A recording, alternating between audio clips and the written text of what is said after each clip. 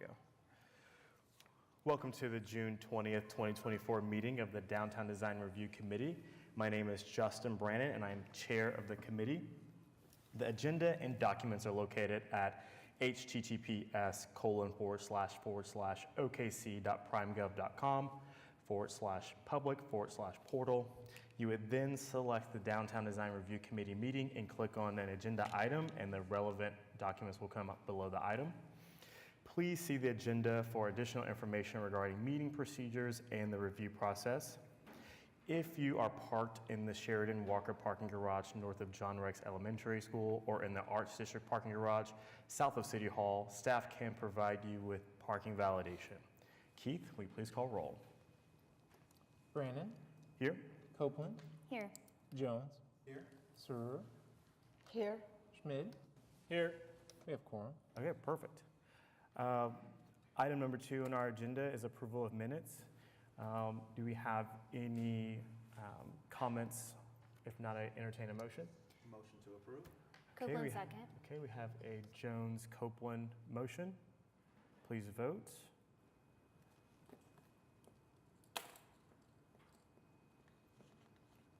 Okay, motion passes. Thank you. Item number 3, cases withdrawn. We have none. Items number 4, continuous requests. We have none. Item number 5 on the consent docket, we have none. Item number 6, case for individual consideration. First, we have DTCA-23-00042 at 520 West Main Street. Laura? Good morning, Laura Griggs, Planning Department. Just a reminder, you've taken action on this site previously. They're converting it to apartments. And at that time, we had a lot of discussion about the individual HVAC system, the PTACs that they were adding to the room, and we've worked that out with the applicant. So now they're coming for you, and I'm happy to say they've decided they want to paint the building. It's previously been painted, and they have several different shades of the grayish color that they're adding. These are the pictures you've seen before. Staff had no issues. It exceeded the 20% revision that we could do administratively, so that is why it's before you today. And the applicant is here if you have any questions. Yes, you'll ask if anybody's here to speak on it, but the people in the audience are here for the next item, so just to let you know. Any questions for staff? Okay, is the applicant here to speak on this? Just answer questions if you guys have any. Okay.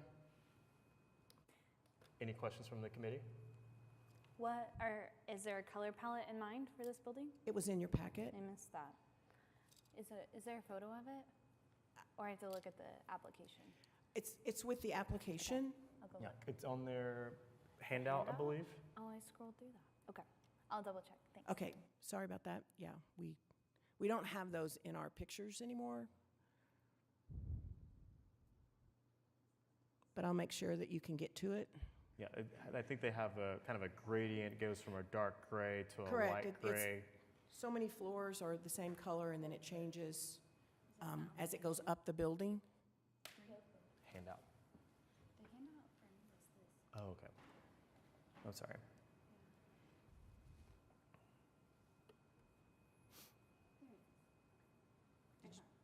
Okay. Okay, any questions? Are you good? Okay. Am I entertaining a motion? I'll make a motion that we approve,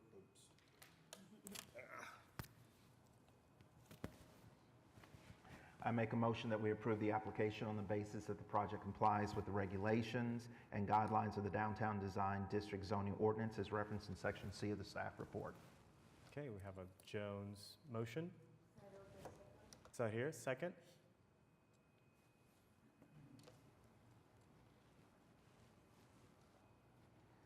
Okay, motion passes. Thank you. Okay, next on our agenda is DTCA-24-0002 at 820 Northwest 9th Street. Laura? Thank you. So I'm going to run through my pictures. I will tell you these are all Google Earth pictures.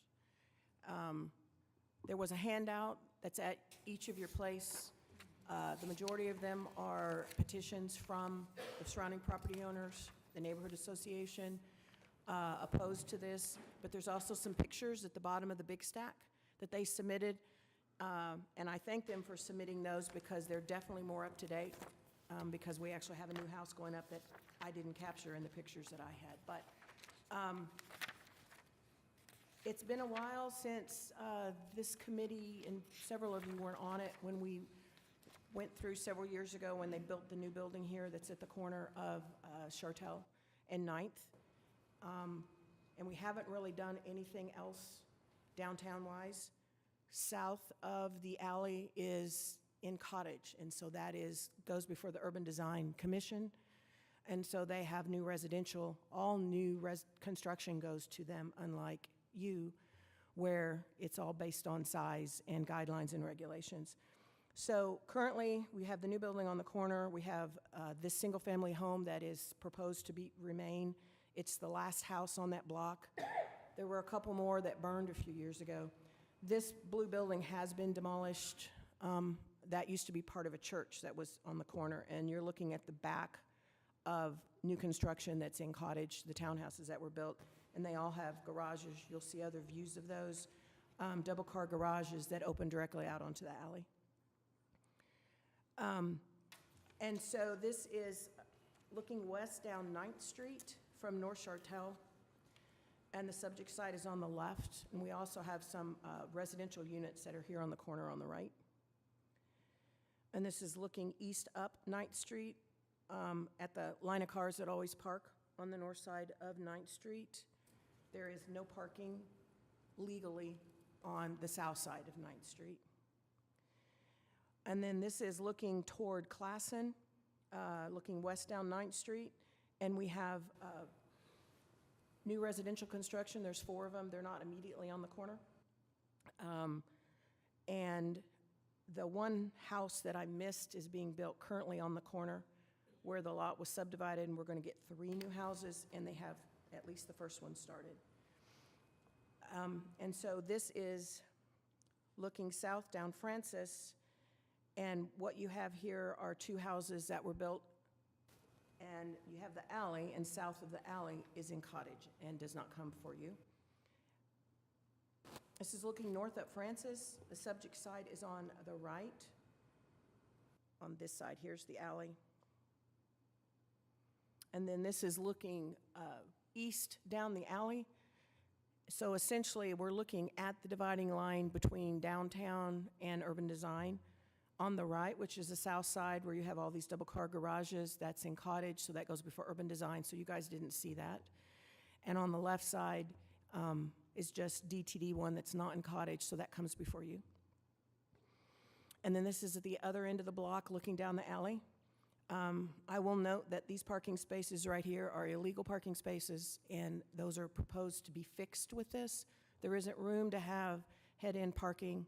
There is only room for them to have parallel parking. So they do show that on the drawings that were submitted, and then you can see all of the garages down here, as well as construction that's immediately to the south. And this is where that new house is being constructed that I mentioned. They took this lot, and it's been subdivided into 3, and so there'll be 3 houses that get built there. And then this is the new, there's 4 new units that I mentioned earlier. That is on 9th Street. Whoops. And this is a house that was constructed a few years ago, as well as a duplex that was constructed here on the alley. We have some vacant land that is immediately north across 9th Street, as well as 2 small older homes that are there. And these are townhouses that are on the corner. And then catty corner is the large parking garage at St. Anthony's, as well as there's a house on this corner, which is pretty hard to see most of the time because of the tree coverage. And then this is all of those townhouses we saw with the double-car garages are down at the west end of the block on 8th Street, and this is at the corner on the east end of the block where a house is being constructed. And then these are those townhouses I referenced that you saw the garages on the alley previously. There used to be a church on this corner, if you might recall what the neighborhood was before. And so I'm just going to go back to here. So the only reason this item is on your agenda is because you have a guideline that does not support parking lots on corners. Otherwise, this would have fallen within my purview to be able to approve it administratively.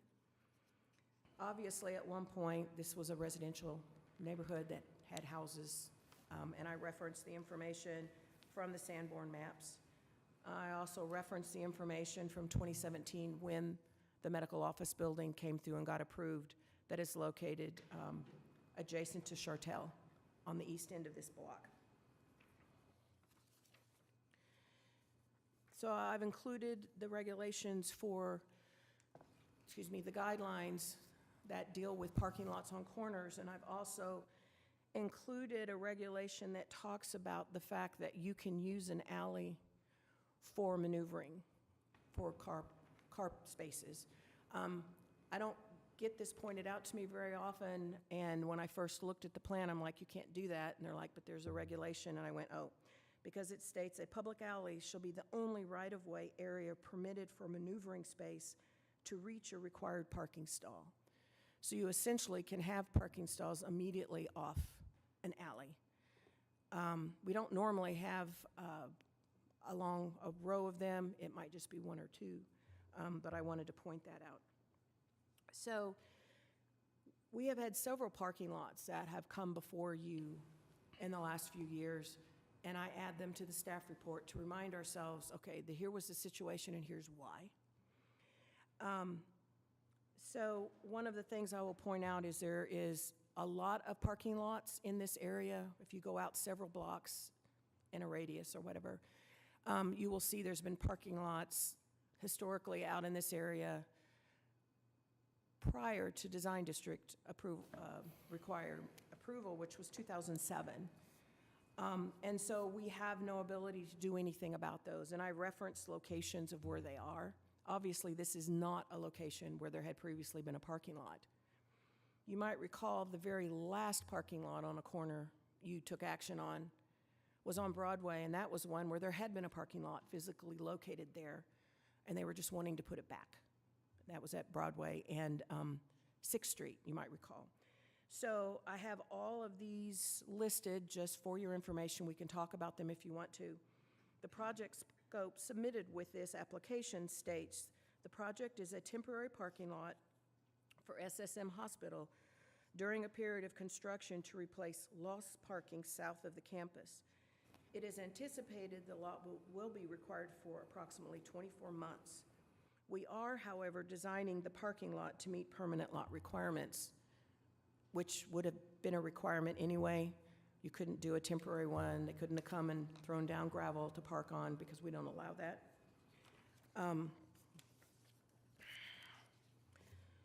Staff continues to believe that prominent street corner locations such as this one should be reserved for buildings. And you might recall one of the other ones on the list that you approved, which was on Robinson across from the memorial, and you approved where the downtown Y was prior to the bombing.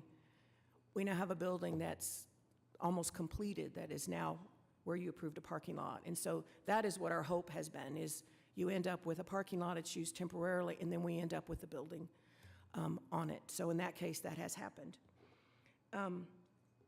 In this case, it seems that constructing a temporary parking lot on this site would service the needs of SSM Hospital. Additionally, constructing this parking lot would not impede the construction of a future building at this location. Although the applicant indicates this is a temporary parking lot, no provisions have been provided to guarantee the removal of this use once parking has been provided for as part of a new construction. And I will note, no application for the new construction reference for the new building where the current gravel parking lot is, which is resulting in them needing this parking lot. I don't have an application yet for that building. So I don't know timing of that, because I'm assuming it's going to be over 20,000 square feet. It's going to be coming to you anyway, but I don't have it yet. So as I've done with all of the other temporary parking lots in providing you all the background, staff is recommending approval, and I have all that wording in here. Now, at your place was several petitions that we received within the last couple of days objecting. There is pictures that were provided where they reference what they were looking at so that you could see. They're more up to date than the ones I showed, and I appreciate that. We do have the applicant here, and as well as we have a lot of people who are wanting to speak from the neighborhood and the neighborhood association. So do you have any questions for staff? Any questions for staff?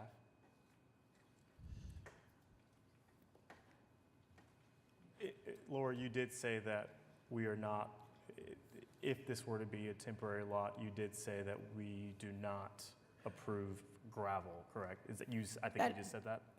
They would need a variance if they wanted to do that, and we do not Yeah. typically support that. We've only had, down by the river in the Boathouse District is the most recent one, which is not you guys.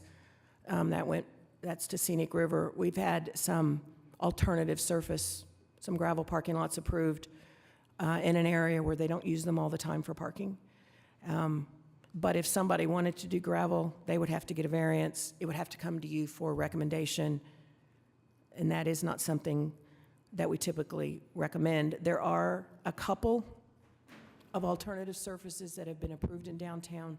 I'll point out one because I know this is an example of why not to do it, which is Sunnyside Diner at Classen and 5th or 6th, whatever that is. And I don't know if it was just because it wasn't put in right, but there's now craters to China, and there's like gravel that gets out on the sidewalk, and it's just a mess.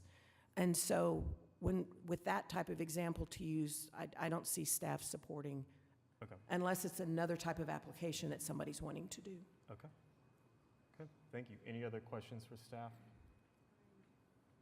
Okay. Is the applicant here to speak on this item?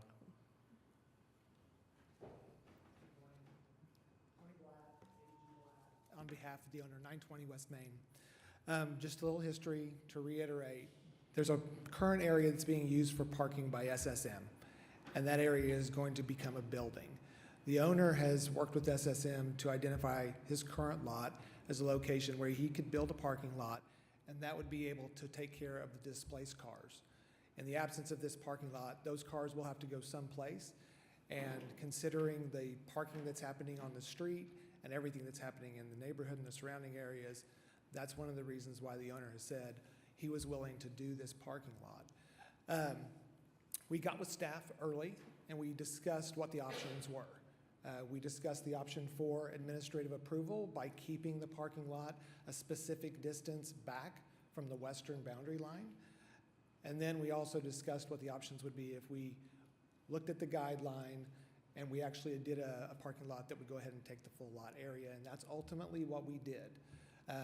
We reached out to the neighbors, and there was a meeting that occurred. There was a little over 24 individuals that showed up, and there was a very healthy discussion about what was requested by adjacent property owners. We went back and we made adjustments to our plan and addressed some of those comments. So some of the things that we did was, originally we did have 90-degree head-in parking off of the alley, which we felt like it was approved, and we realized in order to do so, because the alley is only 20 feet deep, we knew that our parking spaces would have to start 4 feet into the lot. We changed that. We changed that to now having a much greater reduced number of parallel parking spaces and a 4-foot landscaped zone. So essentially, when you're going down the alley now, we're going to have a 4-foot landscape buffer with trees. That is not a requirement, but it's something that we did as a compromise with listening to the neighbors' comments, and we believe it's an enhancement to this parking lot. Additionally, the way that we had the parking lot structured, we had pushed it as far to the north as possible to maximize spaces. In our new configuration with the parallel spots adjacent to the alley and also the landscaped area, we were able to pull that parking lot back 4 feet, create an additional 4-foot amount of green space. Now the distance from the parking lot to the existing sidewalk, rather than being 9 feet on the west side and 10 feet on the east side, is now 13 feet and 14 feet. And we added trees along there as well. There was a discussion about an existing large tree that is on the property that is adjacent to the commercial parking lot and the commercial building that is on the east side. There was a request to keep that tree. Originally, we had connectivity from our parking lot into the existing parking lot, and we reoriented that so we could keep that tree, and we lost new parking spaces accordingly. So we have adjusted the south side to parallel, much less parking that's actually accessed directly off of the alley, and a landscape buffer. We've adjusted the north side, increasing the landscape buffer. Adjusted the east side, which is adjacent to an existing house and a commercial lot, and we've created a way to maintain that original tree. And then we do also have the landscape buffer on the west side. So we're bounding the 4 sides of this site in a manner that is hopefully the best possible scenario that we can provide for the adjacent property owners. Across the street to the north is currently vacant. Across the street to the south are driveways and they are garages, but they are outside of the current DDRC district. The parking lots are allowed within DDRC. Parking lots of some kind are allowed by administrative approval.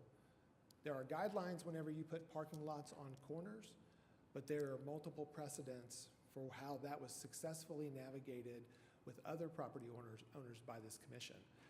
We've done things in excess of what is required for a permanent parking lot to try and make this the best possible scenario for all parties. We do believe that this is temporary. The owner has discussed with us the desire to put a commercial building on the north side and residential facing west. Although that is not something that is permanent enough that we could bring it before the commission, those images were shared in the meeting with the property owners with the understanding of that's the true intent of what this property will be used for. Our intent and hope is that we can create a scenario where a parking lot which is allowed can be approved through the lens of how precedent has been set and how the guidelines have been enforced on previous property owners who are allowed to develop their property in accordance with the regulations of Oklahoma City. Yeah. And I would be happy to answer any questions. Any questions for the applicant? I do have a question. Yes. I do appreciate the extent of the landscape plan and the focus on trees. But I do have a question about what's the owner's intent to irrigate them after construction? Because I saw a big note on the plan that says, contractor responsible for irrigating all planting material during construction. Yeah, I think that we're not installing irrigation in this because we wouldn't want to be putting good money against something that might be adjusted whenever a permanent building is built. But we would, we'd enforce them to take care of that during construction, and we would require at least a 1-year and maybe a 2-year warranty where they're responsible for coming back and maintaining it after the substantial completion is achieved. I would So- comment, we do have irrigation requirements. Yeah. It does not require in-ground, there's several options. And so I'll email them those just to make sure that they're familiar with them so that they can comply with one of the available options to them. Yeah, We're going to believe- be required to have a freeze-proof hose bib Yeah. at various intervals on the site Yes. so that there is the ability to water it by hand. Okay. But we're going to try and do it a little more automated. Okay, and that's what I was gonna say next. I do have one more question too, while the mic's hot. The parallel parking in the alleyway, is that a SSM request or is that a neighbor request? Well, the SSM is wanting to achieve the maximum number of parking spaces possible. The neighbors voiced that the way that the previous plan was done had a lot of vehicular activity, and I wasn't at the meeting, but I will say that it was a healthy discussion. So we adjusted it more to be able to accomplish the 4-foot landscaping buffer, and as a result, we ended up losing about half of the parking spaces that we had provided, and now we have parallel spaces, which create the landscape And deck. I'm sorry, I didn't explain this whole 4-foot that Tony mentioned earlier. So currently, our regulations that we use for the size of parking spaces are based on two-way drive aisle of 24 feet, minimum 18-foot deep parking space. So an alley is platted at 20 feet. Obviously, it doesn't meet the 24 feet. So when we were discussing the layout of the parking lot, any space that was going to be backing directly out onto the alley had to be 18 plus 4 foot, had to be 22 foot deep, so that I had the 24 feet. And we run into that all over the place, and a lot of times it's very difficult for them to accommodate that. So because of that discussion, we ended up with removal of those spaces pulling directly off the alley, and we have parallel spaces and then the landscape buffer. So in this case, I think it was a benefit to the parking lot because they couldn't meet that 4 extra foot that I needed in the depth of the parking spaces. Okay, thank you. One of the things that was discussed in my very first phone conversation with Laura was that the note of the existing spaces adjacent to the commercial building are currently being illegally parked at 90-degree head-in. And so when it was permitted as parallel, then it was striped as 90-degree, and we said we're going to rectify that as a part of this effort, and we're going to put that back to being striped as parallel. Yeah, and that was what I commented when I showed this picture with these spaces right here. I mean, on the surface, somebody would look and say, hey, that meets it. Those look like little cars and they will fit in there. The problem is it does create an issue because there isn't enough room. Because in that case, I needed 18 plus 4, I needed 22 feet, and there definitely is not 22 foot in there. So they only have room for parallel spaces. Okay. It is for us, it was a definite benefit to be able to have, even with less spaces, the additional green space adjacent to the alley so that the property owners, once they look out and see established landscaping rather than rows of sequential cars, we felt like that was a benefit. You mentioned that this is temporary, it's a temporary parking lot for construction of a new building, correct? Where is the new building being located? It's to the east, just Okay, so immediately it's- south of the it's SSM campus. a block to the east of Chartel, south of the parking garage? It's, I think it's one block. Is it? It's Just that parking, that Yeah, gravel it's like parking half a lot block east away of to the the east. corner yeah. on Ninth It's- and Chartel? Right, it's just in here, Okay. and once again, the alley is the dividing line over here between Cottage and your part of DTD1. There's a church on the opposite corner of this block, if you're trying to envision it. On the corner, something that used to be paved, I think it's pretty much busted up, and then next to it is gravel, which is the lot where people have been parking, and so those are obviously going to have to go someplace else. And so it's, my understanding is it's in this block. St. Anthony owns, they don't own this northwest or southwest corner where we have residential. I don't know if they own the church, but my understanding is they own the rest of the block. Okay. And there's a timeline in which that's going to be constructed? 24 months in all the conversations with the owners, that the intent is that we would be doing permanent construction in approximately 24 months. Okay. Question. We have a lot of problems with the raining water, and you change a lot of permeability soil to concrete or asphalt. So when raining or that period, the big water in the city, what is the control of that one, that kind of events? So say that one more time. we have a lot of problems in the Oklahoma City for the raining water, for the Okay. collect water. Yes. So right now is maybe 20% of the property. Is Is- impervious? So right now is almost the properties requires the detention pump. Right, and we did reach out to the city for this piece of property. This does not require detention for it, so we were not planning on putting in a detention pond on this property. Okay. Okay. Any other questions or comments?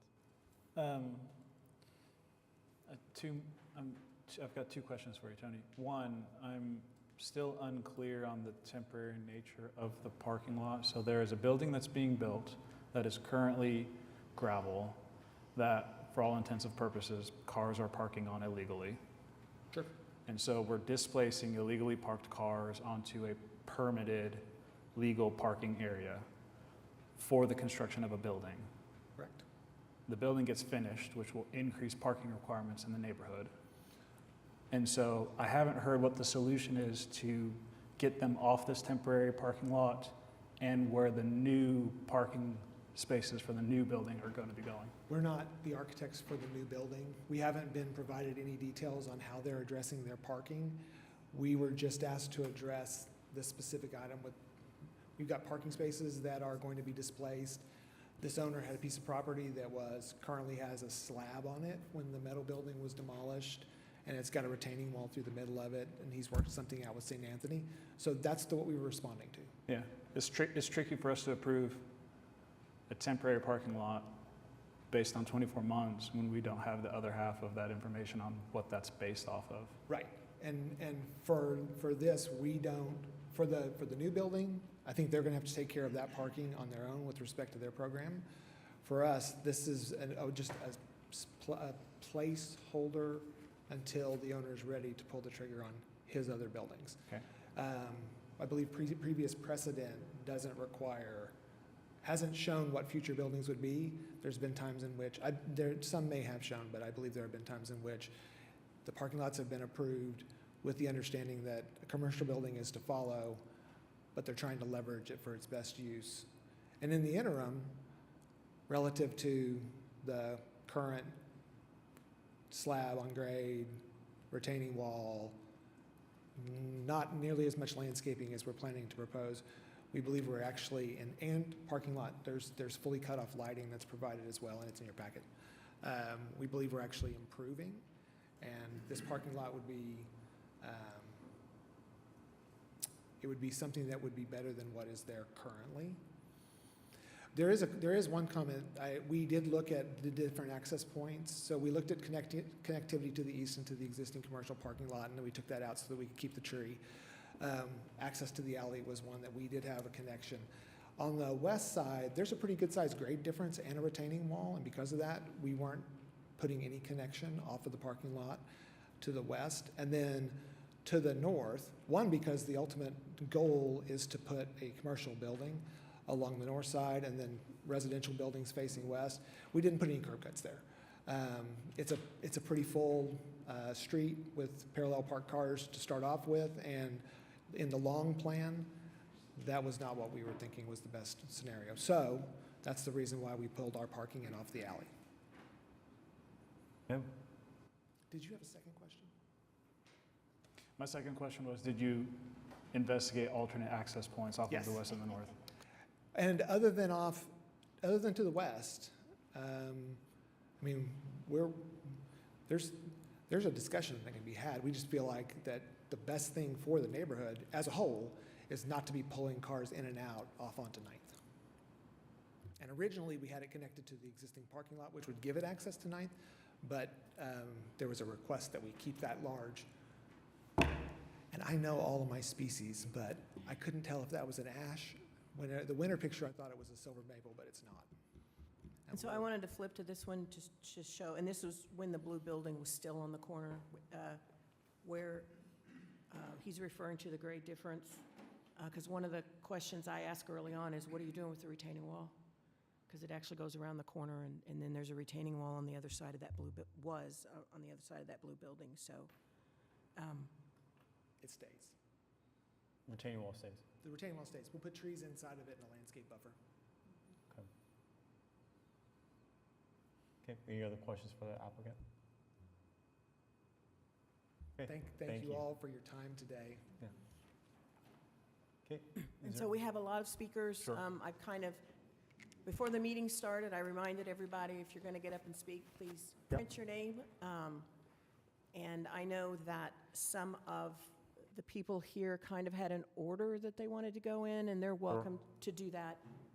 Sure. And before you speak on this, I just wanted to reiterate have the comments 3 minutes and also not a repeat of the same comment. So obviously you have a lot of people here, assuming of the association, so just making sure not to repeat. Understood. Thank you. Hi, name is Ed Lynn. I live at 601 Northwest 7th in the neighborhood. I'm not adjacent to property. I'm kind of on the other end of the neighborhood. I'm president currently of the SOSA Neighborhood Association. SOSA is an acronym for South of St. Anthony, and it's a neighborhood that's been established over the last 10 years and developed and in what's technically the Cottage District primarily. We became aware, and the history of SOSA, how it developed, it was with a lot of thought, a lot of cooperation with the city, with property owners, with St. Anthony, and it's become a gem that I think we're all proud of, and I think the city's proud of.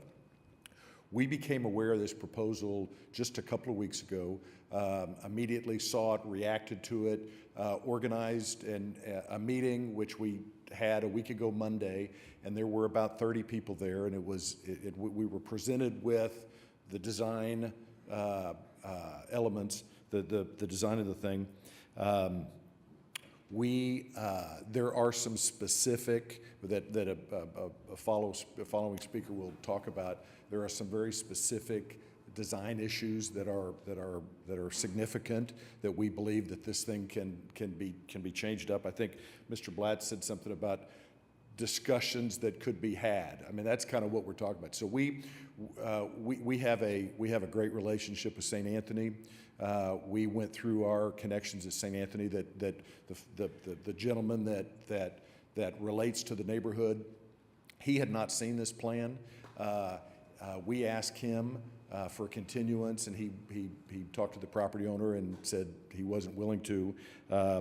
We've followed up with the design people, the architect Tim, and asked for continuance, and so that we could discuss some very specific things we've got, and there wasn't any willingness to do that. So unfortunately, we're here to lobby you and to request that it's denied.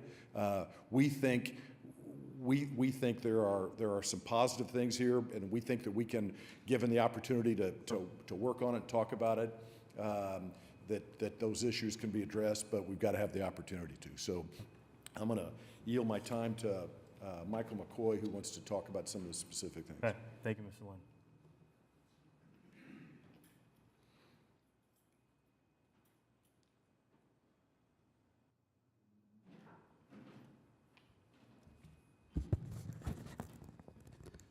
Good morning. My name is Michael McCoy.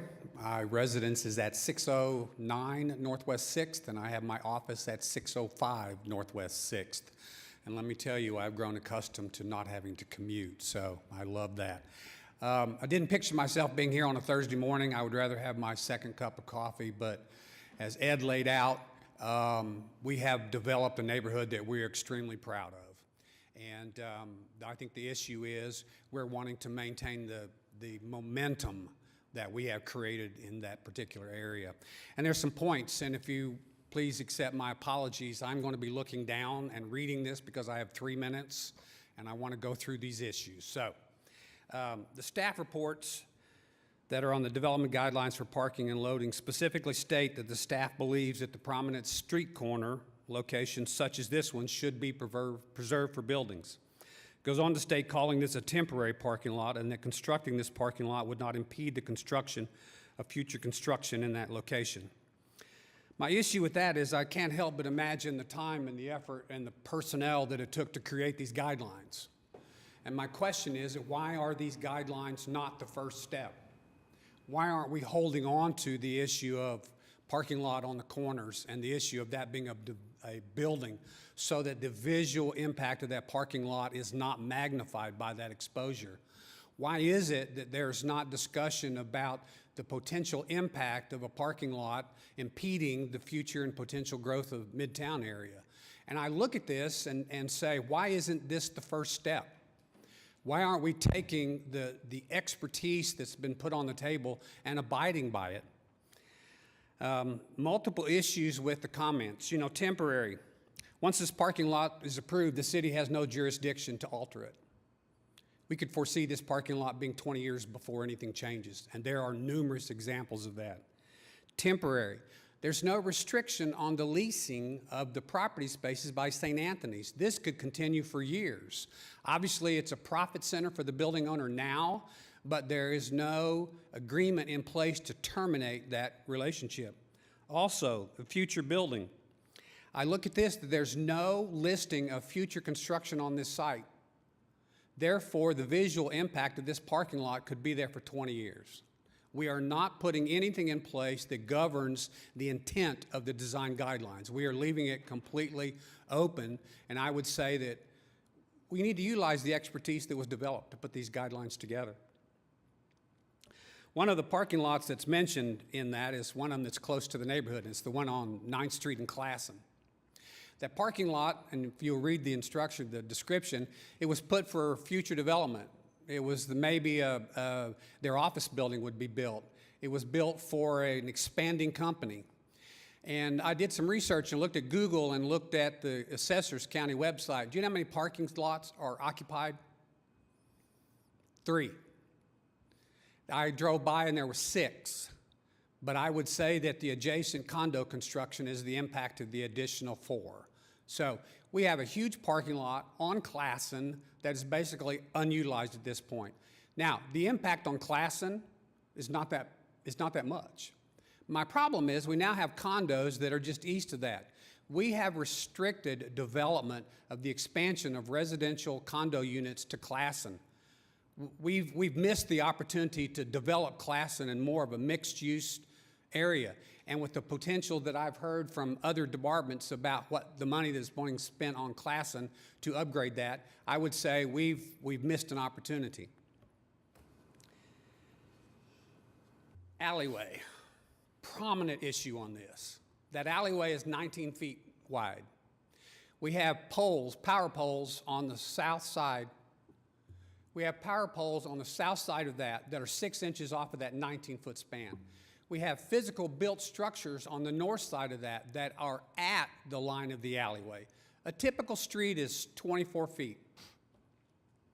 We are taking taking what was designed as an alley and creating it as a major thoroughfare. The exit of that alley on Chartel has a power pole on the south side. It also has the bicycle lane adjacent to that.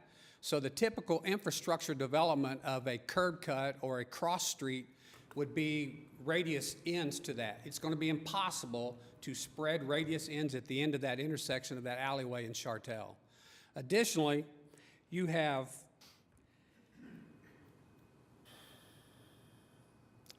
we have multiple issues on the south side of that. We have existing condos that are less than 9 foot off of the alley. When I say alley, I'm saying 19-foot wide designated alley. We have physical built structures that are less than 9 feet. We have 15 garage doors that open onto that alleyway, and we have 1 space left to fill. That means that those cars are barely going to be able to back out of their parking space before they have access to two-way visual control. Now think about this. Yes, that alleyway, half of that is the cottage district, and it's mandatory in the cottage district that you exit and enter your property from the alleyway. So I would propose that alleyway was developed for 15 residences.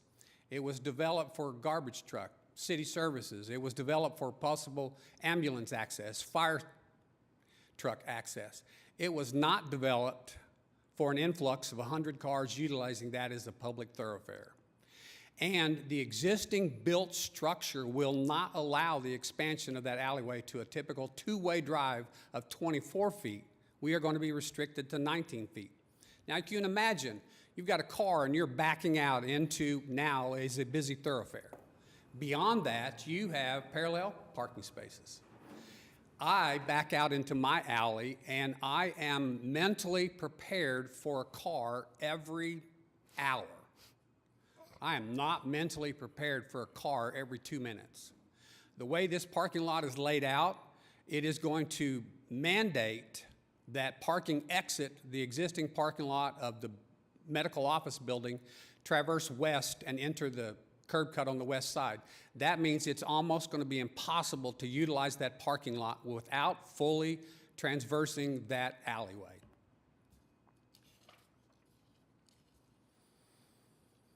You know, I happened to drive and up there this past week and took a picture of a truck parked in the alley. Delivery van, delivery truck. You have a medical office building on one side and you have multiple residences that are going to have FedEx, UPS, et cetera. Can you imagine two-way traffic that's induced on a drive that's 19 foot wide is now blocked by a truck? We have issues of access of those garages now because of the impact of the automobile traffic trying to access that medical office building. They are utilizing those garage entry points as parking spaces. That medical office building, if that building were built someplace else, the zoning code would require approximately 75 to 80 parking spaces. That building was constructed with 30 parking spaces. That is what is mandated parking on the north side of 9th Street all day long. We have half of that block yet undeveloped. But that parking and that private access to parking in front of your residence is now taken away. In fact, I had a conversation with one of the condo owners, said he takes his child to work in the morning, and when he comes back, his parking space is gone. I say, and also add to that, the 6 illegal parking spaces that abut that alleyway. Took a picture of a truck that was encroaching into that alleyway 3 feet. And I think the term there is illegal. And I look at this and the fact that that building was completed in 19 and it's now 24. There have been no efforts by that building owner to mitigate the parking impact that he has put on the neighborhood.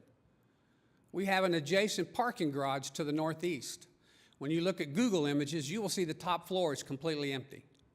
Why hasn't there been an effort by that building owner to mitigate his impact on the neighborhood? It's not happening. Parking lot. Parking lot shows an additional spaces, 80. We have 3 curb cuts into an alleyway. We've already talked about the issues that we are currently facing with that alleyway, and now we have magnified the traffic on that alley by 250%.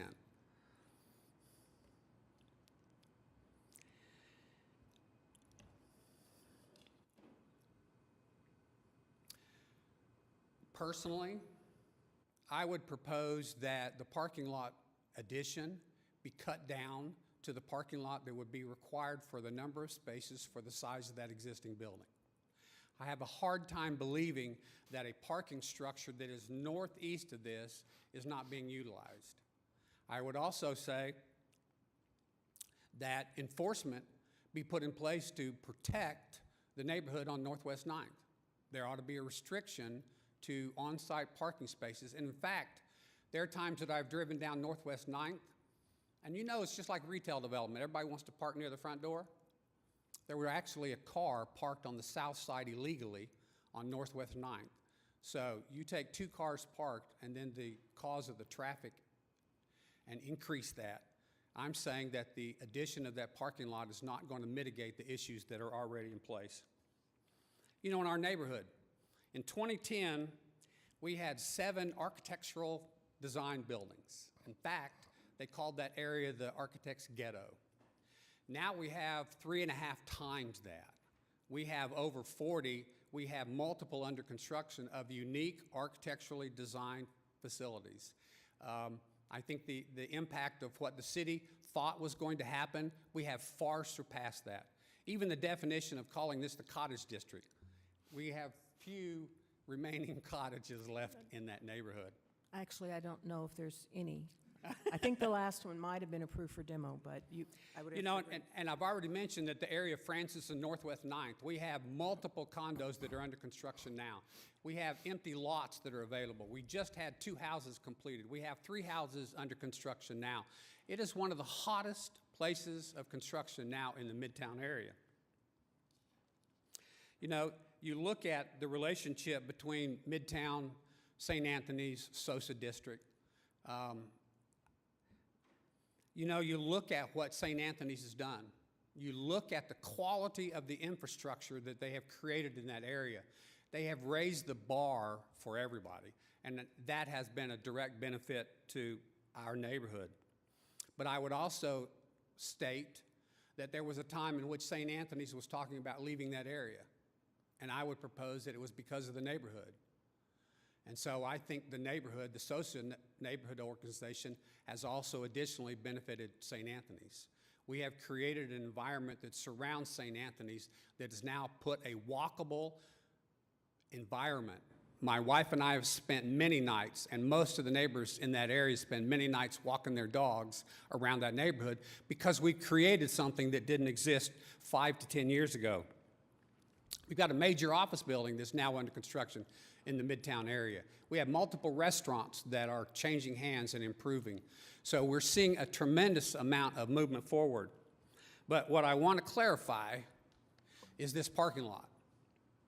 This parking lot is going to be a major cut in the Sosa neighborhood, Midtown area neighborhood from east to west. This is going to be the ultimate railroad tracks. I would hate to say that we are going to impede future development. But let me tell you, I want to ask a question. Is there anybody in this room that would want to purchase or build a house that now is going to have a parking facility of this size as their view in lieu of a neighborhood? I would also suggest that we have issues that are still left in this neighborhood. And one of the things that we're overcoming is we now have people in place. We now have residences in place to supervise. This parking lot is going to become an unsupervised area. It is separate from its intended usage, but the size and the expanse of this is going to induce issues. And we have nobody on site that's going to be able to reduce those issues. I thank you for your time. I want to point out those pictures that you had with those petitions were the pictures that he was referring to. And I'm sorry, I didn't want to interrupt while you were on a roll, because that's where they came from. So, and the other thing that it dawned on me while you two gentlemen spoke is the very last thing attached to your staff report was the original opposition we received from Mr. Lynn that you've already heard from. So I just wanted to make sure you guys did notice that that was in there. Can I request one ahead. clarification? Is this parking lot going to be a public parking lot or private parking lot use? Like, does it have an arm? It has an arm. Private. But does it have an arm? Okay, we need to, if Okay, we're going to be asking the applicant some questions, we need to get him up to the, okay. Sure, so sorry. you might save that question so that he can actually respond where everybody can hear him, if you don't mind. I'm fine. with Okay, great, Yeah, thank you. okay. Hello, my name is Matthew Shepard. I'm on 813 Northwest 8th Street. My house actually backs up to the alleyway, so it is one of the gray houses that you saw in the front. I do have a back patio that runs off the back of my house. It is my only, we have a 5-foot side yard.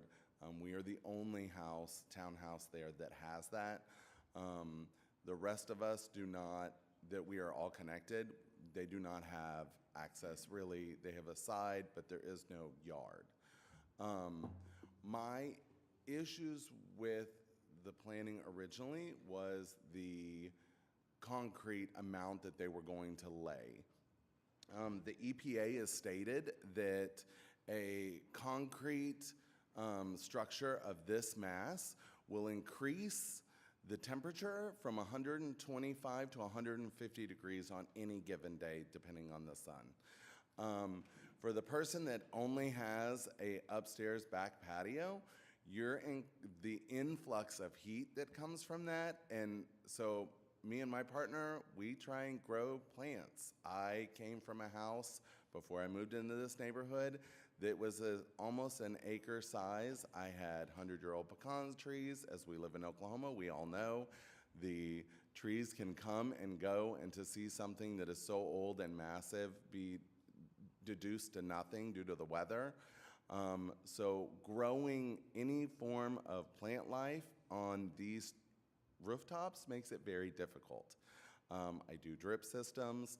The temperatures just to keep the plants alive is really difficult. I have to water multiple times a day. That is the first problem, is that is our outdoor access to the world and to be outside. I love being outside. And when I bought this townhouse, I thought, oh my gosh, it's got a rooftop access. I will have everything I could require. I can have parties, I can grow my plants, I can grow my vegetables and my herbs. The problem is with the temperature influx that they would be increasing to, it would make it very hard to keep anything alive without a large amount of water. That is the first issue. I've lived for 3 years off of this alley access.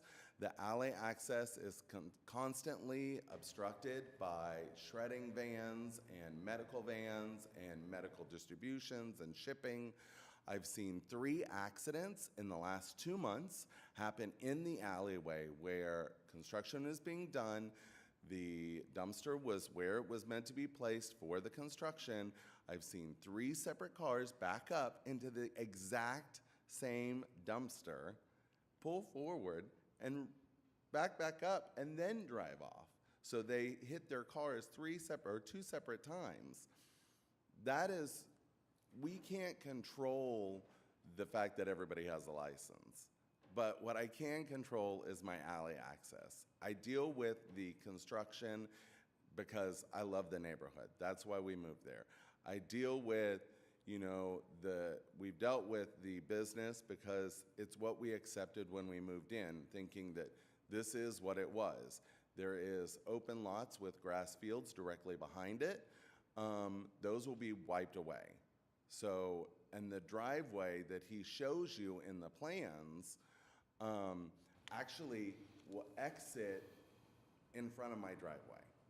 So the problem is I've already been dealing with this, but now he wants to, because they saved the tree, which I appreciate, the 75-year-old pecan tree, by the way, that has been there, and the 25-year-old mimosa tree that is there, that he chose to save one of them. However, the access from the alley and to have 80 spots on that alley at any given time, seeing the traffic influx and the accidents that have already happened is problematic, on top of the fact that the owner owns the house that is directly next to his parking lot. He owns all of that. So if it was such an influx, he had multiple routes to get through to go around having to put a very large, massive, if he needed temporary parking, he could take the house and turn that into a parking lot. Granted, there's gonna be steps to go around that, but that would make it connected to the building space that he already owns, okay? The second problem is, has he petitioned to have a crosswalk put in? Because like was said before, there's a parking garage catty corner from his office building. All he has to do is petition and ask the city to put in a crosswalk, but that has not been done for easy access. He puts in a valet, but the valet is in the parking lot. So the valet is either backed up illegally on the side of the street, and they park on the illegal side of the street, or they pull in and there's nowhere for the people who are trying to use the valet that then run it across the street to the parking garage. There's nobody ever out there. So the problem is that there's constant influx of traffic coming in and out of that way. So those are my issues with the space. He hasn't approached or done anything or been a part of the neighborhood association, even though he is attached to our neighborhood. And as a person who backs up to that, he wants to do, there's a lot of like phase 1, phase 2, but like was said before, there's nothing to hold him to any of that. So there is a hope that one day he may put some townhouses and then another commercial space in a space that a church was. As we all know, churches don't take that much business on. They come, they have their high points, and then they go away. It's a slow, steady influx of business. What he's proposing, even in phase 3, is an entire another medical facility to be on that property. So those are my issues that I'm finding, and I hope that you will maybe start to acknowledge that that could be a problem for a long-distance future, especially for the growth of our neighborhood, to keep the influx of the modern design. I've had clients as a hairdresser in this city. I've had clients that literally lived 1 block away. Our house is based parallel to where her house was. And I remember it was a duplex, and it was a 1-story, had a basement on both sides that was completely divided. So both sides, those houses are gone. So now all we can do is make the memories of what was once there and build something greater so that we can keep this neighborhood going. And that's what I'm asking from today, is that you consider those factors in this situation. Thank you. Thank you. Laura, question for you. Yes. As far as this, I think there's multiple kind of concerns with the alleyway. Has there, and this is not my expertise, so question is there some type of traffic allowance for this size of an alleyway? Does that make sense what I'm asking? The alley is public, just like a street. The city typically does not improve or maintain alleys, with the exception of, there have been some, like this one, that the city used TIF money, tax increment finance money, to pave, and there are several of them throughout this part of the Cottage area that the city improved. But they are public platted, available for use by the public. So it's not something that has a restriction, can only be used by residents or can only be used by delivery vehicles. There are ordinances impacting things on alleys, such as parking in an alley within the platted alley is illegal. And so if people are parking within the platted alley, that is something that the police department would enforce with ticketing them. But as far as being able to restrict the amount of traffic, who gets to use it, we do not have that ability, since it is a public a public way, I guess is the best way to say it. Okay.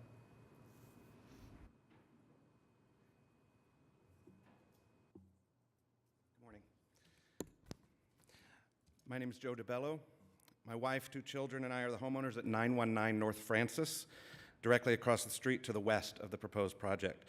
I'm here today to go on record in opposition to this proposal. My wife and I spent 3 years building our home, starting our project just as the COVID pandemic began, when there were only 2 existing homes on Francis Avenue between 8th and 9th Streets, one of which was derelict. Across the street was that hideous blue metal building that had been all but abandoned and was often inhabited by the homeless, who caused fires on more than one occasion. So why on earth would we choose to build our home there, you may ask? Simply because we wanted to live in the Sosa district. We wanted to live within walking distance of locally owned restaurants and small businesses, close to Oklahoma City's thriving art scene, reliable public transportation, and rapidly growing midtown and downtown neighborhoods. We knew that if we got the ball rolling and built a home on that block, others would follow suit, and they have. The derelict home and metal building were demolished. A second home was built to our north.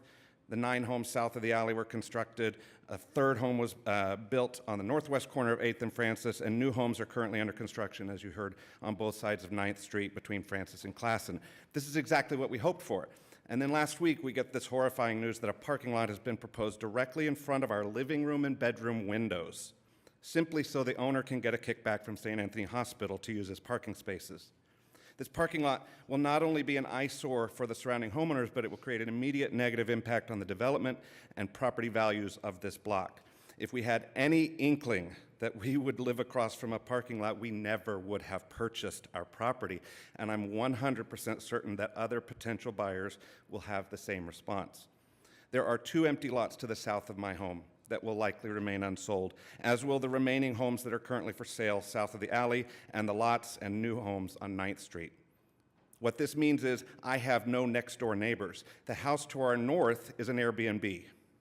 I want to live next to neighbors who will look out for each other and help keep our neighborhood safe. Building a parking lot will bring development to a halt and increase through traffic and non-resident presence, making our block less safe.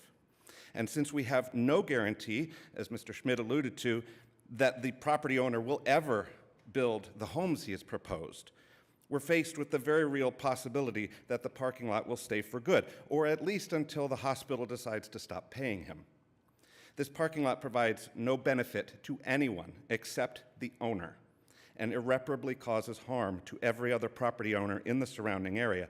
And I ask you sincerely to stop and think for just a moment how you would respond if someone wanted to build a parking lot directly in front of your home, not for any public benefit, but just to serve his own needs.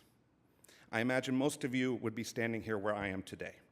So, on behalf of my family and in solidarity with my neighbors, I am pleading with you to deny this proposal in favor of a more mutually beneficial project.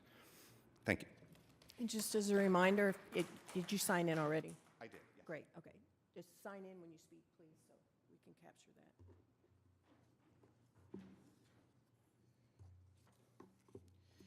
Good morning. My name is Steve Mason. I live at 824 Northwest 8th, 1 block from the project. I've enjoyed a very successful career adding to our community of places we want to be, such as East Point, Capitol Hill, Plaza District, State Capitol, Auto Alley. And this does not improve where people want to be, and these neighbors don't want to be. And I would ask that the DDRC enforces their guidelines about no parking structures on corners. I read the well-written staff report about 6 examples where DDRC has approved corner parking lots. Those aren't in the middle of a residential neighborhood, a neighborhood that's added 25 homes within a block in the last year, and in 20 years we've added a lot of homes. And I would ask that you don't approve it. If you choose to approve it, I ask that you put a temporary stipulation on it. The best example where a developer promised something was the Class and Curve. The developer, when the Class and Curve was put in, said to the Brookhaven neighborhood, we're going to put 2 water features in. As we all know, this year they said, oh, we're going to build a building there. And they're building a building. So please don't approve this, but if you do, put a 2-year tail on this approval so they have to build what they said they would build on the corner. Thank you. Thank you. Can I ask a question of municipal counselor, please? I don't know, because we've never had a situation where there's been a time limit imposed by DDRC. I know there have been cases where they've recommended that to the Board of Adjustment, and the Board of Adjustment, on a case that had to go before them, did include timeframes. So do you know if that is an option available to them? I think generally it complies when we issue a certificate of approval, or it doesn't comply and we don't issue one. I don't think it complies for this amount of time. Okay. It's all or nothing. Okay. Didn't we, when we approved, I think it was, what's the media- Signage. Yeah, the big sign downtown for surf. Okay. So for Surf We had Media, a- So, Stephen, when we approved, we approved a timeline. signage for Prairie Surf Studios, Prairie Surf, yeah. Yeah. we based it on a timeline that they provided us, and that timeline was also provided to the Board of Adjustment. Which was the end of their lease term. The end of their lease in the term. space. Yeah, I thank you for reminding me of that. I'd Yeah. forgotten. So I guess we have done that. Then I'd be happy to look into it further, but gut reaction is it either complies or it doesn't. Okay. And it's not a So time that would be frame type something we situation. definitely need some further research on, just to confirm. I forgot something. Nope, you only get one time, Steve. I would also ask that you ask planning or traffic, is a 19-foot alleyway best practice for the amount of traffic we're looking at? Thank you.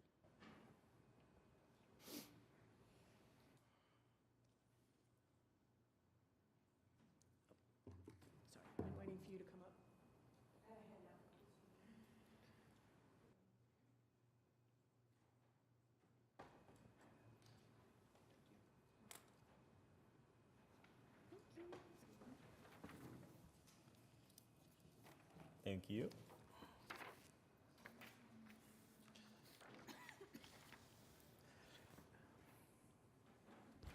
Good morning, Commissioners. I want to, I appreciate the service that you provide to the city in dealing with these types of issues. In that regard, I'd like to kind of go over what we see as the framework for what's going on. DTD1, I'm going to get tongue-tied on this a lot, is a transitional planning area, which it was put in because it differs from downtown where you have big buildings, big parking garages, big parking lots and everything. This is a much more complex zoning area. It is made more complex that within the traditional district, we have the cottage district as an inset to this. So we're really part of DTD1, but we are unique and we have some other parameters set with us. I went to your homepage for the Downtown Design District, and it says the regulations and guidelines, and I say your service, ensures development and redevelopment is consistent and compatible with the unique and diverse design elements of downtown Oklahoma City. They don't get any more diverse than where we are and the delicacies that we're dealing with on things. My wife and I moved in 2016. I'm a neighborhood organizer kind of guy, so we formed the SOSA Neighborhood Association. Immediately had an incredible relationship with St. Anthony Hospital. We had a symbiosis of what they were doing to restore St. Anthony and what we were doing to restore the neighborhood worked hand in hand. This is the first example that I have ever seen. We've done with the church restoration, we've done with the park development, we've done with every issue, and it's always been an incredible, compatible situation. This came up, and we had 2 weeks to try to figure out what was going on and develop our response to it. And in that 2 weeks, we did have a meeting with the architect for the developer, but that was primarily a listening session for him as the neighbors expressed the kind of sentiments they did today. There really wasn't any dialogue on how we could rework it. They did come back with some slight adjustments to the plan, but it didn't really serve the issues that we were trying to address. We tried to be able to draw St. Anthony in the time frame with the holiday and people on vacation.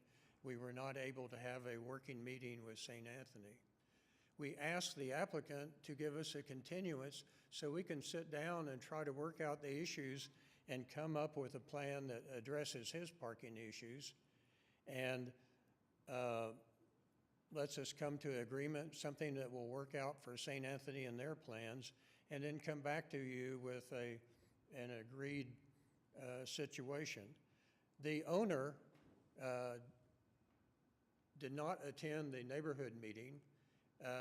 We wanted to communicate to him we would like a continuance for such a discussion. He left town and told his architects that he did not want a continuance. What we're asking you for is if the applicant will not deny a continuance, please deny this application.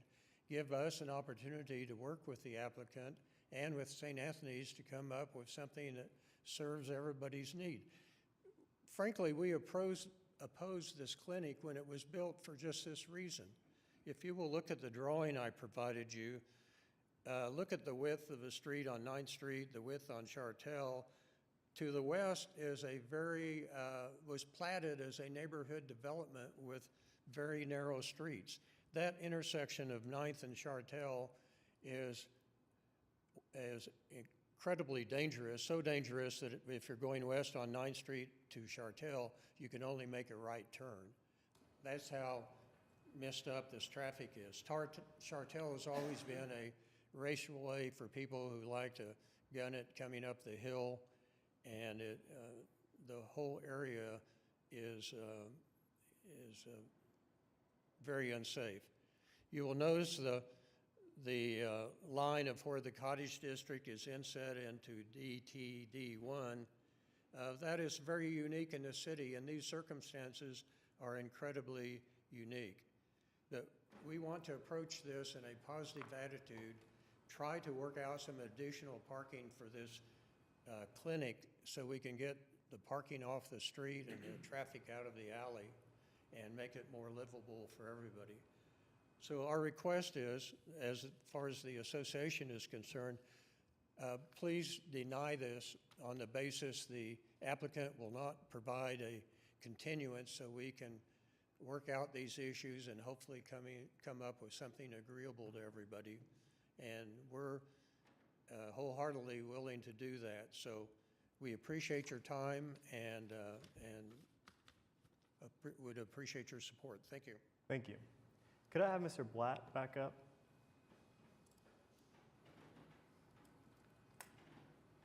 Yes, sir. Question for you. So, multiple comments of owner not wanting to have a continuance is true? The owner wanted for us to present Okay. and to request approval Okay. of the commission. Our understanding from the meeting in the listening session was the acceptable solution was a much smaller parking lot. Okay. And a much smaller parking lot could be administratively approved. Okay. And so we felt like we should have a conversation with you first Okay. and express what we were trying to achieve. Okay. Currently along the alley, there's an edge with nothing, no enhancement. Now after listening and hearing, we're trying to improve that edge visually at cost without requirement. Same thing on the north. Right now, there are a couple of large trees, but there's really not a pedestrian experience along 9th. On the south side of the property, there's a new sidewalk, and it's very nice. But it's not really developed to experience the connection from St. Anthony's to west of Chartel. So we're wanting to improve that.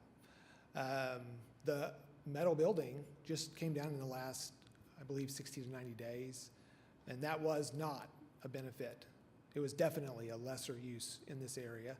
And so currently there's a 4,000 square foot slab sitting there, and that's not a good solution either. The pedestrian experience is adjacent to a retaining wall. It was just required to address the grading. And we're talking about creating a landscaping buffer along that edge as well. For those edges that we're talking about enhancing and the connectivity through, and thank you, Pecan, I could not remember, for the connectivity or lack of connectivity to the existing parking lot, we're fine either way. We presented it one way, there was a request to save the tree, we presented it the other way. Currently, this site, other than the few large trees, is devoid of tree canopy. And with the interior trees that we're talking about putting in and the perimeter trees, which are in excess of what is required for a permanent parking lot, these trees are large shade trees, and the intent is to provide tree canopy. Hopefully they will stay whenever it is developed into residential on the west side and commercial on the north side. We're feeling like the compromise that we're doing is that we can do a parking lot with minimum standards met. We don't have to address the edge on the south with any kind of buffer. We do have to address the edge on the north with a buffer, and we could go forward with that. And then at the point in time in which the owner wants to pull a trigger on doing development on the west side, he could, but the 4,000 square foot slab could remain. That's on that lot. We would like to enhance the entire perimeter of the property and put a slightly larger parking lot, which requires us to engage in a conversation with the commission. And that's the reason why we came. So if we go to compromise and the compromise is smaller is allowed by administrative approval, and we did not want to do that. We wanted to create something that was a benefit. I understand the idea of time limits. I think that's a valid conversation to have with the owner. I don't see that that's a negative in any way. That's the intent. The intent is that the owner will end up developing this in a way that benefits him, and that is not a parking lot. It's a parking lot for this period of time. I would just want to make a comment about the reference to 35,000 square feet of impervious area that we're adding. That's the full extent of the lots to the commercial parking lot, including the 50-foot lot that has the house that we're not removing, which is staying and not part of new impervious. And with 4-foot boundaries on the north, the west, and the south, and the 4,000 square foot slab that is sitting there, we're actually more in the 28,000 square feet. Well, no, 28,000 minus 4, about 24, so about 2/3. And it seems inconsequential, really, at this point, because if we make a smaller one, it's going to still leave that other 4,000 square foot one there. So the owner feels like, this is my property, I would like to develop it. I'd like to develop it right now in a manner that it could be utilized to address a question that came to him with respect to this other parking space. We're doing it in a manner that brings us to you to have an open discussion. Yes, we engaged in a conversation. Our understanding is that the direction that is going to be requested is a smaller parking lot. And if a smaller parking lot is requested, it's administrative. So we'll be right back here with a similar scenario. If the request is exit onto 9th, well, we can make some agreements and work out the fine details with staff. But I don't think that's in the best interest of the neighborhood to exit onto 9th. If the interest is take the 3 curb cuts that are currently accessing the alley and change them to 2, and one exits 9th through the current existing commercial property, we're fine with that as well. We can work out the details with staff. We'll lose that tree. We'd be happy to put back multiple trees and then replace the pecan tree. And I don't know what the life of a pecan tree is. That one seems to be in its latest 25%, but It's around 75 to 250 years. Okay, good. So I'm glad we're keeping it. So if it's access to 9th, we're willing to discuss that today and work out the details with staff. If it's removing the 3 curb cuts onto the alleyway, change that to the 1 existing, 1 new, and access onto 9th, we're good with that. We'll agree and we'll work out details with staff. If the issue is that we need to make this smaller into a parking lot that is administratively approved, then, well, we believe that this can be better. A parking lot that's administratively approved that leaves a part of the site fallow with a slab sitting on it with no edge development and no lighting and no pedestrian connectivity around it. I don't think that that's as good as what we're proposing, but that's yours today to decide. We reached out, we met, we heard, we reached back out. Didn't have a meeting, we reached back out. We had some late yesterday evening conversations. But ultimately, yes, the owner is asleep where he is and right now. I just want to clarify something, since I heard you say it like 3 times. Any item that can be reviewed and approved administratively, it is written in the regulations that staff can take anything to the committee. Yes. Okay. So I don't want there to be a misconception, because our discussion actually started out with how far off the corner does a parking lot have to be so that it's not considered a corner parking lot? And I don't have anything that tells me There's that. no guidelines. And so these lots, traditionally, when this subdivision was platted, they're 25 by 140s. So we do have people that own 1 lot, and they come in and we have 20-foot wide houses being built. And so one could argue, well, if you're 25 foot off the corner, you're not really on the corner. But I'm not splitting hairs here today. I just wanted to say staff would determine whether or not we're going to bring something to you. Okay. And Okay. our feeling is also, conversation is excellent. all of these, even if it's agree to disagree and we want to find the best thing, I'm for that. I would rather, we would request the opportunity to enhance to the corner, and we believe that's what's being requested that we don't do. And we feel like there's precedents, maybe limited precedents, that other owners have been allowed to do so in similar types of requests. So that's the reason why we're coming before you today. So, Mr. And Chair, But there was also a question that I was supposed to answer, gated. No, but if that was what caused it to tip, we would be happy to put an arm on it. Because I actually think you were asking, is it a public parking lot or is it going to be private? It's And gonna I be- had asked, are you going to have any signs? And you had said no. No signage. But I think you said Not it's as a part of this application, we it's aren't planning. a private parking private lot, parking lot. but currently you weren't proposing any gates to restrict access. Okay. Mr. Jones? yeah, after listening to all of the comments, Tony, and also having reflected back on how we've proceeded in these cases, to me, I was trying to go back to the guidelines and our responsibility on this particular board. And because the guidelines are not as clear and the precedents may not provide us with guidance concerning what to do with corner parking lots, my hope is in situations like this that we could work out a solution between all parties, because in those situations you're setting precedents, but more importantly, you're having to defend that in the future. And my hope is always that we did everything possible to ensure that everybody was on board. So right now, I'm leaning and hoping that you guys would agree to a continuance in order for this conversation to occur, and hope that there could be a resolution to the issues that have been lifted up. But if not, then we need to do our job, and at the next meeting, vote yea or nay on proceeding forward with the parking lot.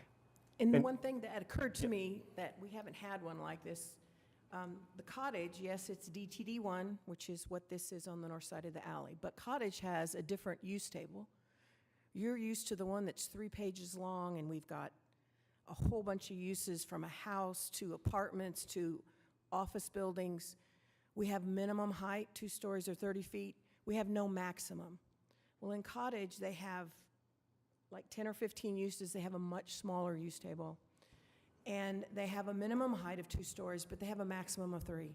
So they have a very narrow window on how tall their buildings can be. And so I was actually having a conversation with one of the adjacent property owners about this building, and I said, they could come in with a 4 or 5 story apartment building or a 4 or 5 story medical office building. We would probably definitely have a packed house on that as well, because that points to traffic. But we haven't really had a lot of things before you that have been adjacent to them. And I think that's one thing that makes this different, that it kind of landed on me today as they all got up here to talk. Yep. I think I would agree with that, is that in at least the previous meetings that I've had in which we've had a parking lot discussed, I don't think there was as much conversation from the neighborhood or adjacent property owners about allowing this parking lot or not allowing the parking lot. So I like the healthy discussion. Mr. Smith, did you have anything else that we're going to add for Tony? I didn't know if you had something else you were going to say. I would say my sentiments align with Gary, and also the slightly strange thing that I find in this case is that St. Anthony's states they have a problem. They're going to a different property owner to solve it for them. But St. Anthony's as an institution has plenty of land and plenty of money to solve their problem. And so it seems like they're pushing it on to the residential issue. And so in other instances, when we've approved corner parking lots, it is oftentimes a property owner who owns their own land who wants to increase parking for their direct business as opposed to farming it out to someone else. And so I think there's a slight, for me, I have a hard time with that.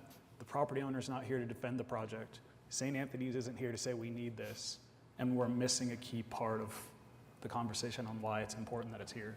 And so I also lean towards continuing so that we can either gain that knowledge or it gets figured out behind the scenes. Additionally, time to look into time constraints legally, whether that is an avenue or not.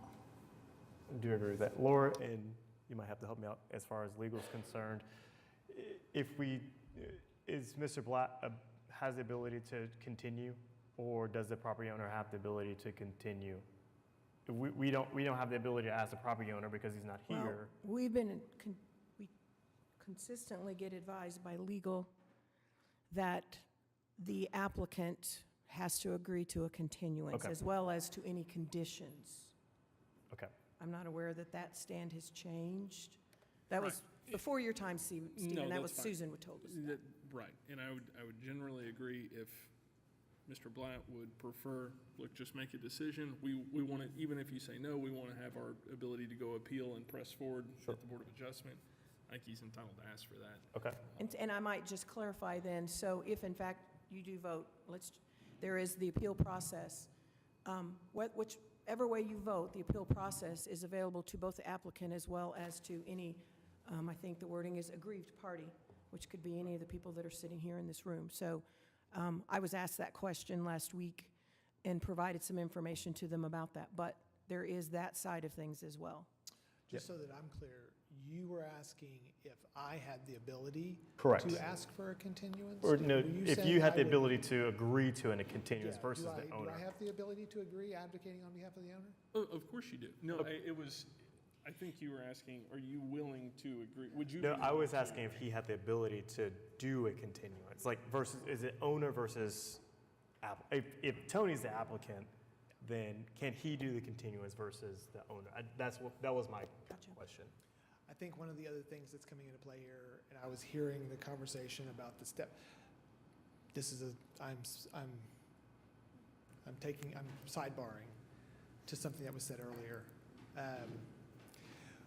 We have had other areas where we had districts that abutted basically the central business district, and we had hard edges between the two, one of which was Automobile Alley.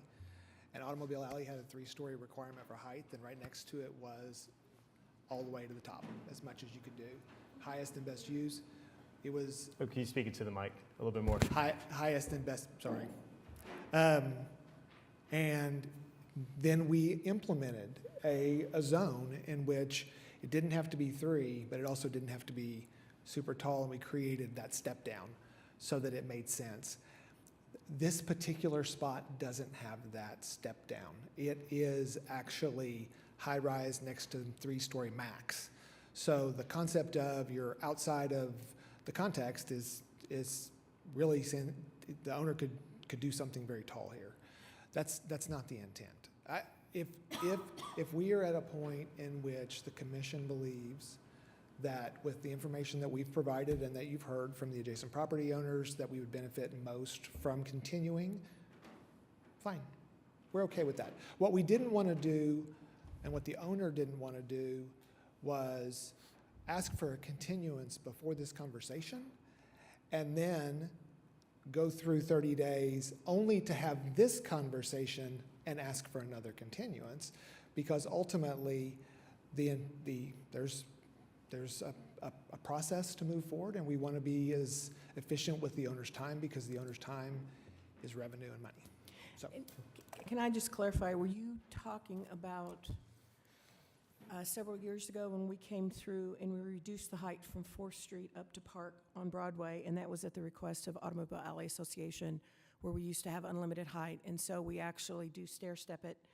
Because I was just trying to figure out where you were going with that. Okay. Yeah. So, Okay. I would love any other conversation, I'll accept it and respond to it, but if a continuance is the desire of the commission, then we will continue and we will engage in a conversation and identify what we would like to bring back to you. Do you need to, essentially we need to do some bullet point items? Actually, sorry. Is there anyone else in the gallery that wants to speak on this item other than what's been said? Thank you. No one else? Okay. I think it would be helpful for the applicant plus the neighborhood association to have another meeting together, plus for us to have some time to figure out if there's any type of traffic concern issue in regards to number of cars that are going in the alley, if there's any type of, I don't know like the wording on this, but just some type of designation on like allowing that many cars in the alley and the width of that? I think what I would suggest that you allow us to do is to reach out to traffic management to find out, one, do they do traffic counts on alleys? Because I kind of doubt it.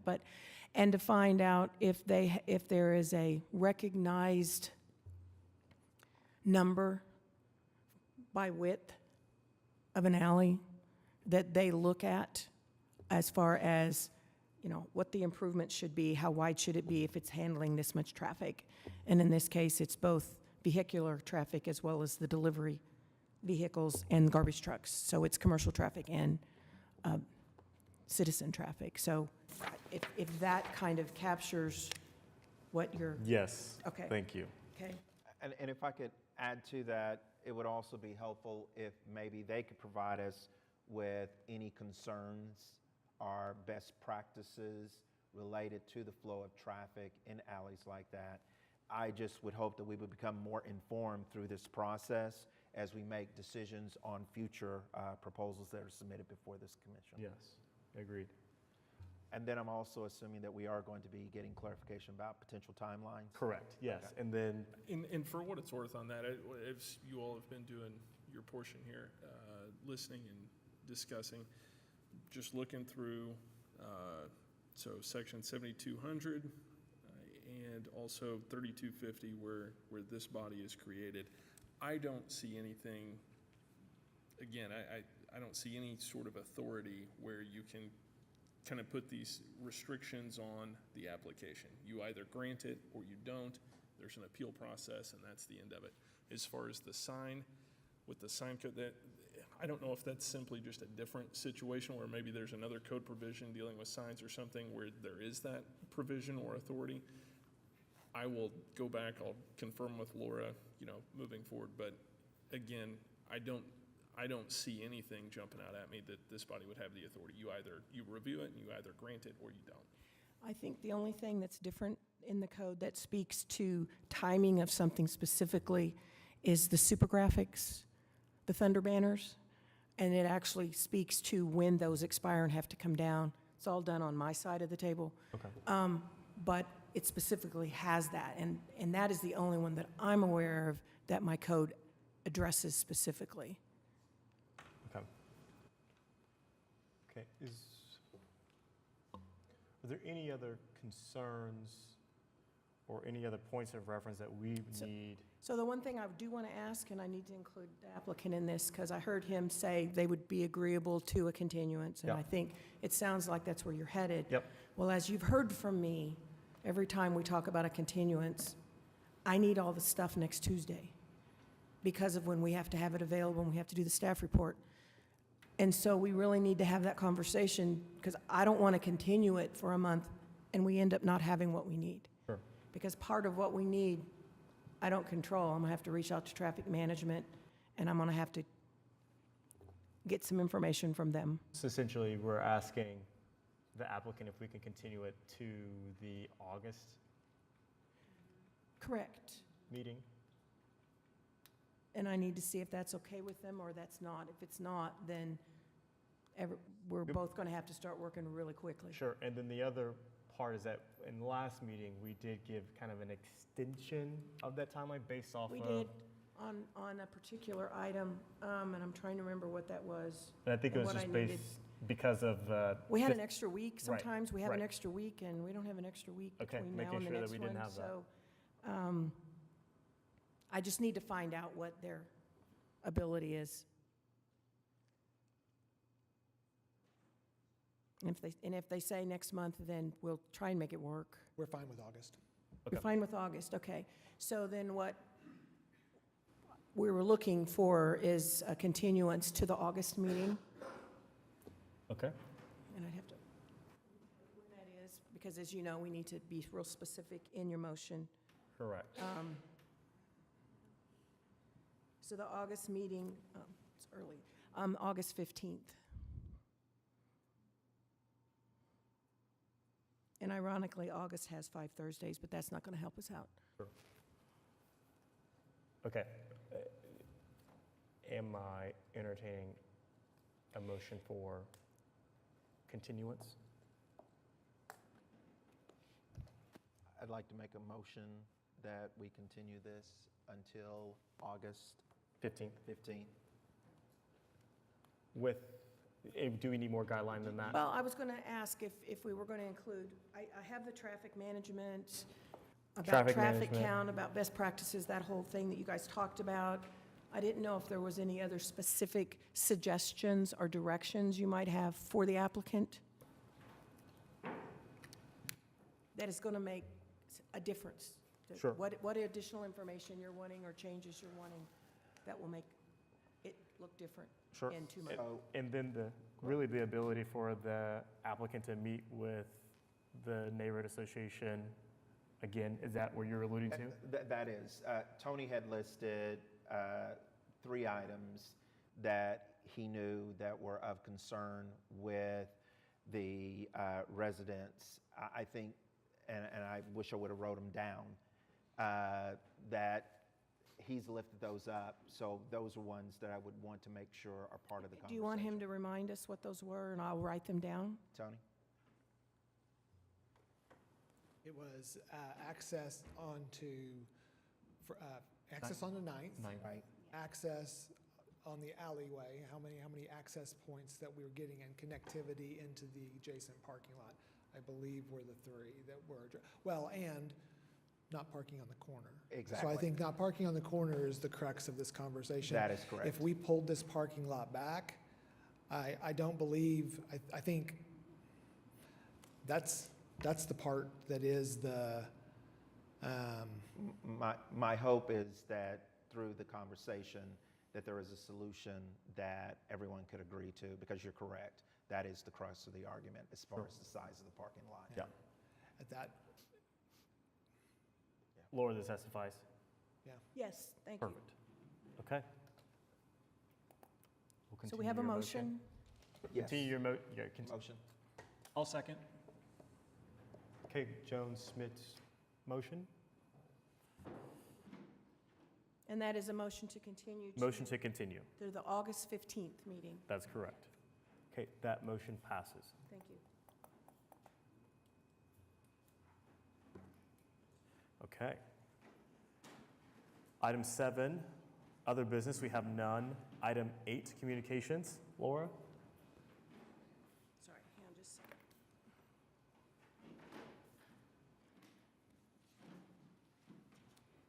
So we had a bunch, as you saw.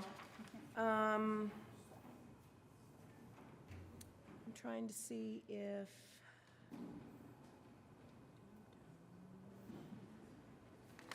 we had one appealed, so I'll just point that out because it's like, you're probably going, I've never seen one that looked like that. So this is actually the second time this has been appealed. This is the Broadway Streetscape project that we kind of alluded to when we were doing that last parking lot at the corner of 6th and Broadway. The issue is down at 4th and Broadway with an adjacent property owner on Broadway that previously during the streetcar project ended up with water getting into his basement because in a lot of cases, like our building, basements go out under the sidewalk. And so they were concerned with possible damage to their building because they were going to be removed. Hang on just a second.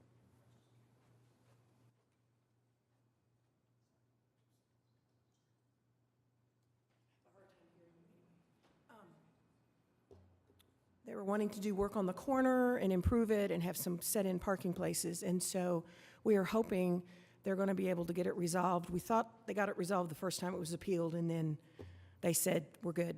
So it has not made it to Board of Adjustment yet, which is if they can't get it resolved, that's where it'll head. So, so that's one you don't normally see. Then we have some changes on the Family Justice Center, you guys had approved, just some moving around of some components of the building. And trying to see if there's always signs, and, Was that 1135 North Hudson? pardon? Was that 1135 North Hudson? Is that what you're speaking on? Yes. Okay. On the Family Justice Center, yes. Mhm. And then we had one on here that, number 7 on this, which is 820 Northwest Fifth, which is Fire Station number 1. The city is putting out emergency generators, I believe, at all the fire stations in town. And so this was one, and they have to get approval and it has to be screened. And so you'll probably be seeing these go up. Not everywhere is required to have them screened, but we have to in some areas. Let's see, St. Anthony has a small addition on one of their buildings. It's actually where they were putting some mechanical equipment, and originally it was just going to be a fence, and then they turned it into, this is an entire addition that's going to have a roof over it. Okay. And that is 2 blocks east of what we're talking about earlier today. Sure. We then, unfortunately, up on 12th Street, had a couple of fires. 901 Northwest 12th, there was a really cool old house. It had had a law office in it. Somebody put up a weird access to the roof at one point that we caught, and they didn't get approval for that. But the house burned and was severely damaged, and so it was demolished as an emergency, which didn't need your approval, but there was this little bitty building in the back that was just about to fall down, which is what I subsequently approved for them to tear down as well, and I'm really sorry we lost that. And other than that, wow, when I look at this, I see so many signs. On North Robinson, just north of the new building that I was referring to earlier that's being built where the downtown Y used to be, there's a restaurant up there, and we worked long and hard. It took us 6 months to come up with a way for them to have something outside, and they landed on a couple of stand-up tables because there's parking against the curb, and there's all these kind of restrictions when you have parking adjacent to the curb, and the door has to be able to open and all of that. So hopefully they were really looking for not necessarily people to eat outside, but people who wanted to vape or smoke be able to go outside. So that one took a while, but we finally landed on a solution for them. Other than that,